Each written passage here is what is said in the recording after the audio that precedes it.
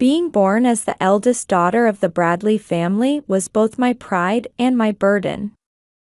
Our Bradley family mansion stood on Beacon Street in Brookline, an upscale suburb of Boston, among elegant Victorian-style homes.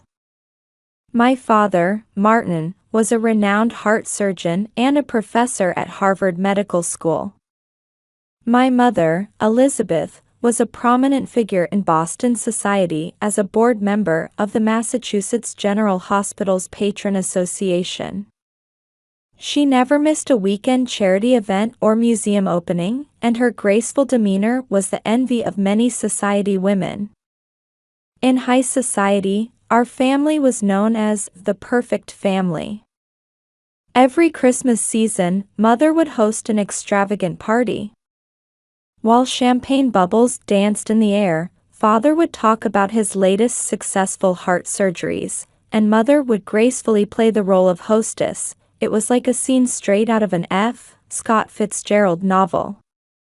However, beneath that superficial shine lurked shadows that no one noticed. I'm Caroline. I earn $120,000 a year as a research and development manager at a pharmaceutical company. With a Ph.D. in biochemistry from Harvard, I've dedicated my life to my work. While I'm praised for being meticulous and responsible, perhaps I'm just desperately trying to meet expectations. I often spend weekends in the laboratory, frequently declining invitations to Mother's parties with the excuse of being busy with work. In contrast to my modest lifestyle, wearing Theory and Brooks Brothers suits and living in a modest apartment in Brookline, my sister Vanessa walked a completely different path. Oh my goodness. I absolutely must have this bag. Working as a buyer for a luxury boutique, my sister draped herself in the latest Gucci collections and lived in a luxury condominium in Back Bay. Her lavish lifestyle was unimaginable given her actual income of $60,000 a year. Her Instagram was filled with daily posts of dinners at high-end restaurants and photos of the latest fashion items. Vanessa, darling. Your sense of style is absolutely wonderful. Mother would lavish praise on my sister's flashy attire. Since childhood, Vanessa had been Father's favorite. When she made mistakes at piano recitals, she'd be gently consoled with, "You must have been nervous," and poor grades were laughed off with, "Artistic children aren't meant for academics." Though Mother maintained a facade of equal treatment, I knew she favored my sister. "Carol, why don't you dress up a little? You'll never meet anyone nice if you're always cooped up in that laboratory." I would always respond to such comments from Mother with a smile and say, "I'm busy with work." For the sake of family peace, I had always chosen to concede. Since adolescence, I believed that was my role as the eldest daughter. This daily routine was dramatically shaken by my sister's engagement. Her fiancé was James Harrison, CEO of a Silicon Valley tech company with an annual income in the millions. From a chance meeting at an upscale restaurant to an engagement in just 3 months, he seemed like the perfect match for my sister, sincere and family-oriented. I can't believe it. Our baby is making such a wonderful marriage. Mother was overjoyed. A wedding planning committee was formed, and meetings with the wedding planner became a daily occurrence. A guest list of 500 people, a custom wedding dress, elaborate floral arrangements, all conversation revolved around the wedding. One Saturday afternoon, I was in the middle of a crucial experiment at the university hospital laboratory. With my lab coat sleeves rolled up, carefully pipetting reagents, my phone started ringing. This experiment was vital, exploring new possibilities for Alzheimer's treatment. After 3 months of preparation, we had finally reached the main experiment. Normally I would ignore calls, but this was from Father. Come here right now. Father's voice trembled with anger. But, isn't the party next week? No excuses. Are you trying to ruin your sister's special day? 500 guests are waiting. If you don't come right now, I'll no longer consider you my daughter. I had to pull the phone away from my ear at Father's furious voice. My colleagues looked on with concern.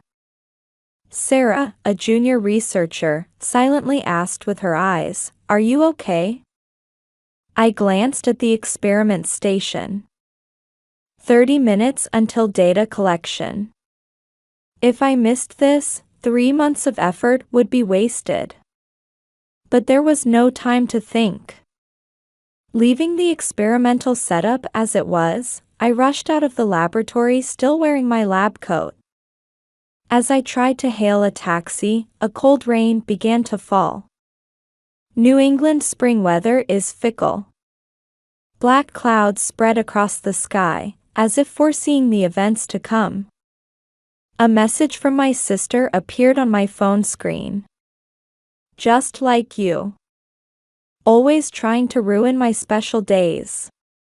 But I won't let you get away with it this time. What do you mean? The party is next week. That's what the invitation said. I hurriedly typed my reply, my hands shaking so much I had to retype several times. Oops, did I get the date wrong? My sister's meaningful response sent an ominous chill down my spine. I finally managed to catch a taxi in the rain. The driver eyed me suspiciously in my rain-soaked lab coat. During the ride to the Hilton Hotel, I desperately searched for my copy of the invitation. It should have been in my email, and there it was, clearly stating next Saturday. My phone screen kept filling up with new messages, a flood of criticism from my parents' friends. "We've arrived, ma'am." I jumped out of the taxi and rushed into the Hilton Hotel lobby in my wet lab coat.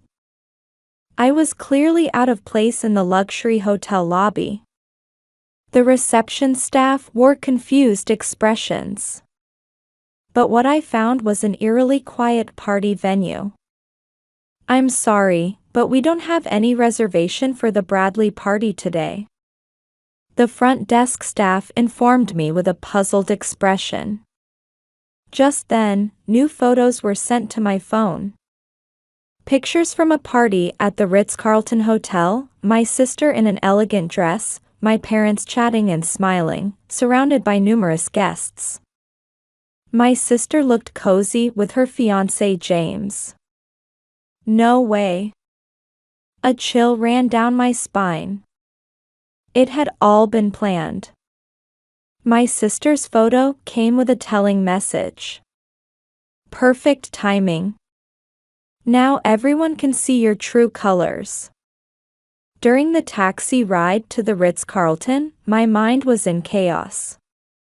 The experimental data was ruined, my lab coat was soaked with rain, and my makeup was smeared. Above all, the fact that this had been a deliberate trap was crushing my heart. I had been made to look like a complete fool in front of Boston's social elite. When I arrived at the Ritz-Carlton, the party was already winding down. In the ballroom decorated with elaborate flowers, only the sounds of cleanup remained. Empty champagne bottles, half-eaten hors d'oeuvres, flower petals scattered on the floor, the remnants of the grand celebration only deepened my pain. My parents and sister were waiting there. To think I have a daughter who would mistake such an important date. This could jeopardize my position at the medical department. Father looked down at me with cold eyes. "I'm so sorry, she's our failure of a daughter. Please accept my deepest apologies." Mother announced loudly enough for her society friends to hear. Her voice carried a contempt I had never heard before. Do check the date next time. Oh, but there might not be a next time. My sister wore a malicious smile while taking photos for social media. Her expression showed a triumphant joy I had never seen before.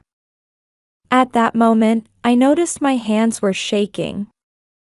Anger, frustration, or sadness, while suppressing the welling emotions, I took out my smartphone. Look at this. The invitation clearly. I tried to display the invitation email, but it had been deleted. Everything in my inbox was gone. Backups, screenshots, all erased. It had been a perfect plan. The smartphone screen blurred with my tears. Go home. Your presence is disturbing our guests.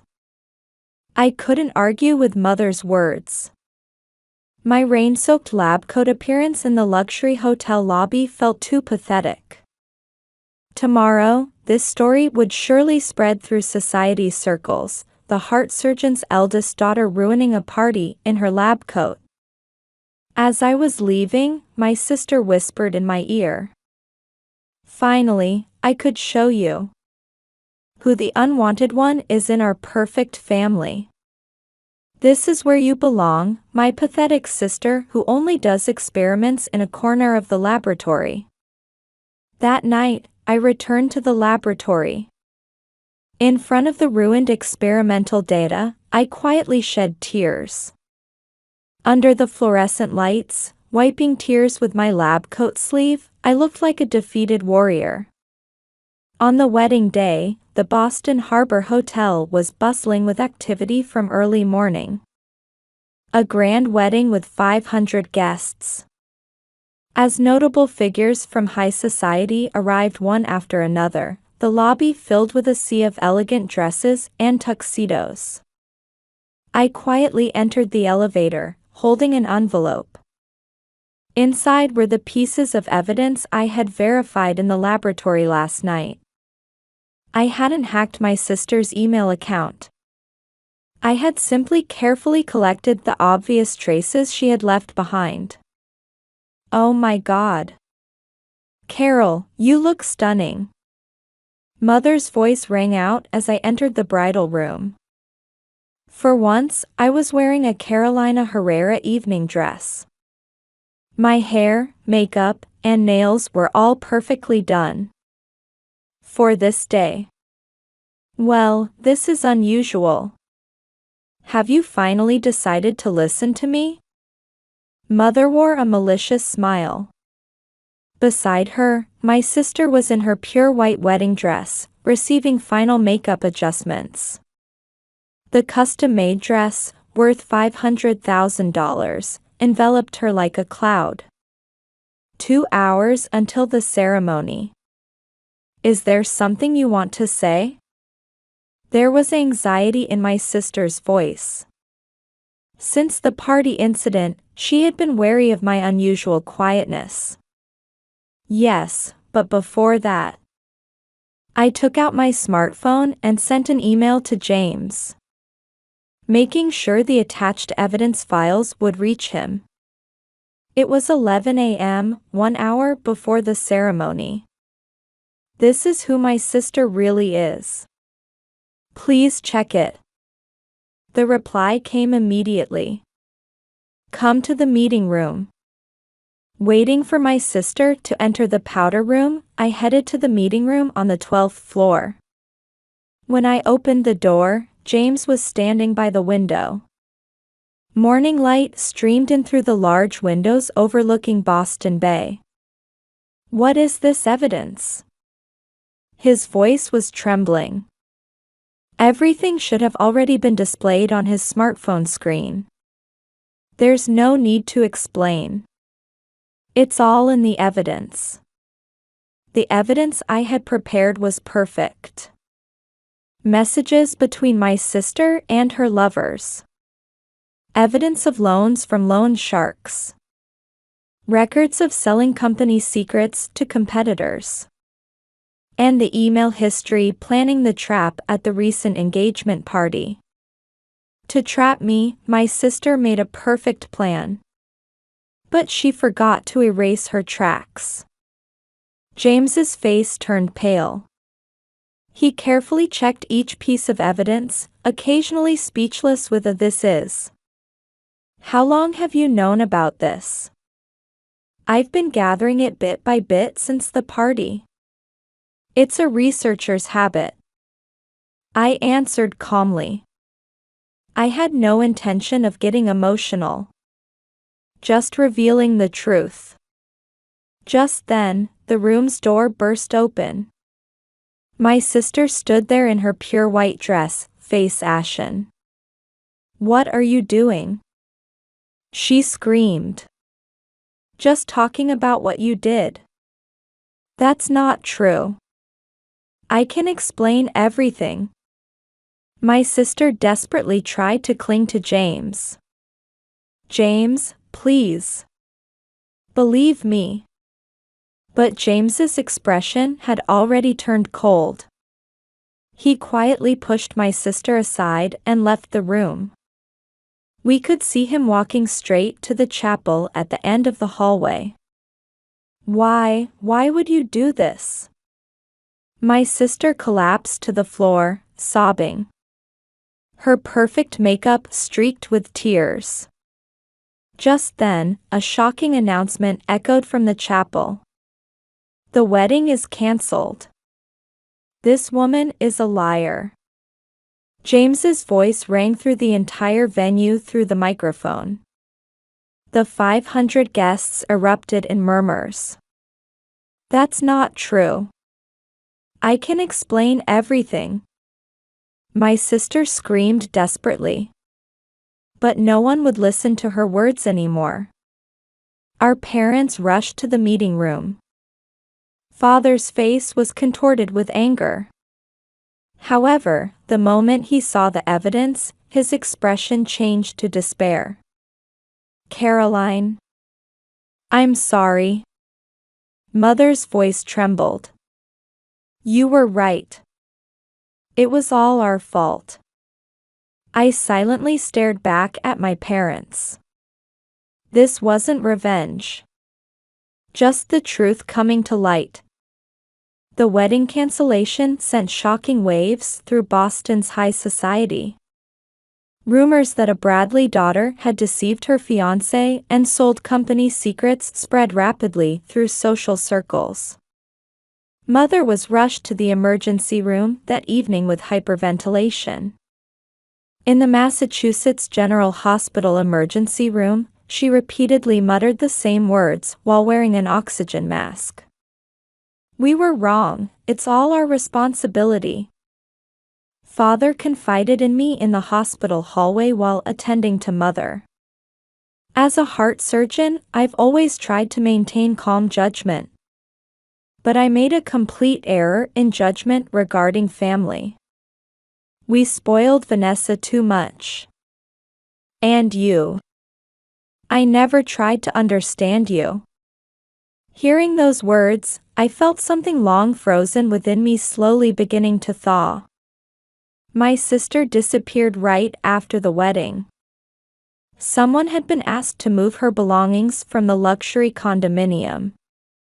All that remained was a mountain of unpaid bills. "Ma'am, this card has exceeded its limit." When the luxury boutique branch manager visited Father's office, new facts came to light. My sister had been embezzling store merchandise and reselling it online. The total damage exceeded $1 million. Why didn't I notice? Father slumped over his desk, his shoulders shaking. That night, Father suffered a mild heart attack. Though immediate treatment prevented serious consequences, his position at the medical department became instantly precarious. For a heart surgeon, this stress was critical. After a week, the situation continued to worsen. Threatening demands began arriving from men who had been my sister's lovers. Some claimed they would sell their story to weekly magazines. The backlash in high society was harsher than imagined. Mother was asked to resign from her position as trustee of the charity organization. For the upper class, keeping up appearances was everything. Mother muttered bitterly. For the first time, she spent time in her hospital bed without makeup. The first contact from my sister came 10 days after the incident. A midnight call from a cheap motel in Boston's suburbs. I need money," she announced in a trembling voice. But this wasn't just a financial request. On the other end of the phone, my sister began sobbing. No one believes me anymore. Why did I do such things?" I silently listened to my sister's crying. Then, after getting the motel's address, I immediately drove there. The midnight highway was empty, Boston's city lights receding in the distance. In the motel room, I found my sister in a pitiful state. Her luxury brand dress had been replaced with cheap jersey wear, her perfect makeup gone. Empty wine bottles were scattered around the room, and a bottle of sleeping pills lay on the table. "How many did you take?" I immediately called an ambulance. "I didn't want to see you," my sister mumbled, losing consciousness. To be seen like this by the person I hated most. In the ambulance, I held my sister's hand tightly. Our relationship as sisters had once been too perfect. But perhaps now we could become real sisters for the first time.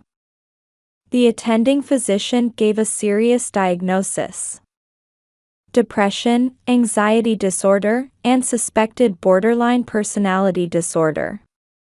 In an environment demanding surface perfection, her mind had become distorted. I strongly recommend psychiatric hospitalization. I quietly nodded at the doctor's words. "Is it all my fault?" my sister asked in a small voice from her hospital bed. "This is all the result of your own choices. But from now on, let's recover together." My sister began crying loudly. It was a pure, unadorned cry, like when she was a child. Our parents are beginning to change too. Father resigned from his Harvard Medical School professorship, deciding to focus on mentoring young doctors. Mother is reconsidering her approach to charity work, thinking about genuine social contribution rather than superficial socializing. We pursued the appearance of perfection too much. Father spoke quietly. The price was too high. As Boston's rainy spring ended, a bright early summer with fresh greenery was approaching.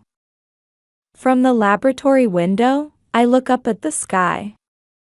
The experimental data is progressing well, and I've been selected to lead a new project. Moreover, I'm gradually becoming able to face the emotions I had long sealed away. In a family that demanded perfection, perhaps we had somewhere given up on becoming a true family. My sister's treatment has just begun. Our parents' wounds won't heal easily either. But I was confident this would be a new starting point for our family. After the perfect family's mask shattered, we were finally beginning to find our true bonds. A year has passed since then. New England's autumn is wrapped in unusually beautiful fall colors this year. After 6 months of inpatient treatment, my sister is now starting a new life in a small town in Maine. She's begun working as a sales associate in the apparel department of a local department store. She continues to attend counseling on weekends. "I never thought I could live on just $60,000 a year," my sister said self-deprecatingly over the phone. But if you make a debt repayment plan and live modestly, it's actually manageable.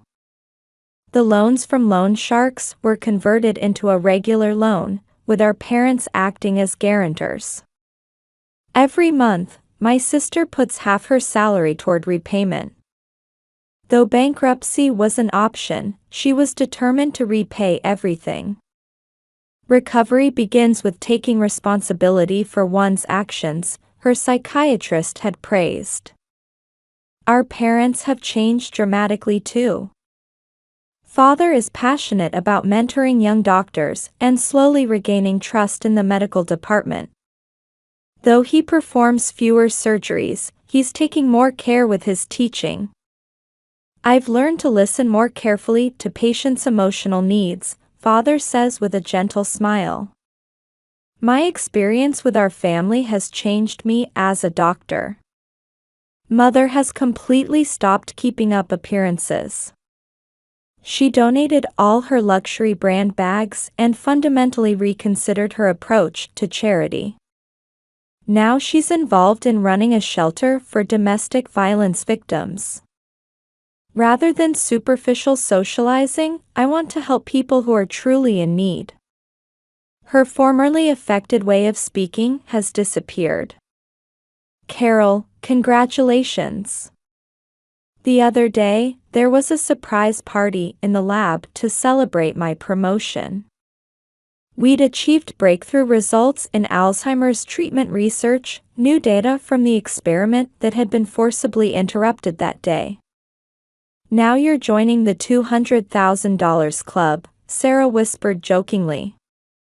I'm sure you'll find a wonderful partner too. True to her words, there's been a new encounter in my life. Dr. Michael Green, a neurologist. It started with discussions about research. He understands my passion as a researcher. It's nice to have a relationship where we don't demand perfection from each other, he said softly, holding my hand during a recent dinner. And tonight is Thanksgiving. The whole family is gathering for the first time in a year. Mother has prepared a simple dinner in casual clothes. No fancy restaurants or elaborate catering. Let's all cook together, Mother suggested, and we nodded with smiles. At dusk, my sister arrived. No flashy makeup or designer brands. She wore a simple dress and showed a warm smile. Sis, could you help me out? My sister's voice called from the kitchen. She seemed to be struggling with the turkey preparation. Of course. I looked up from my research materials and headed to the kitchen. Mother peeling potatoes, Father making gravy sauce, my sister wrestling with the turkey. The smell of slightly burnt bread, lumpy mashed potatoes, a misshapen apple pie. But maybe this is what a real family scene looks like. As dinner preparations were complete, my sister quietly murmured, "This might be real happiness." You mean we've finally become a real family? I answered with a smile. The food on the table isn't particularly fancy. But this warm atmosphere, natural conversation, and above all, the comfort of being able to be ourselves. Outside the window, the sunset was beautifully coloring the sky. And next spring, my sister plans to return to Boston. This time, as her true self, without any pretense. We no longer need to act like a perfect family. Though we each carry our wounds, we understand and support each other. This is our new form of family. The evening light gently envelopes us as we gather around the table.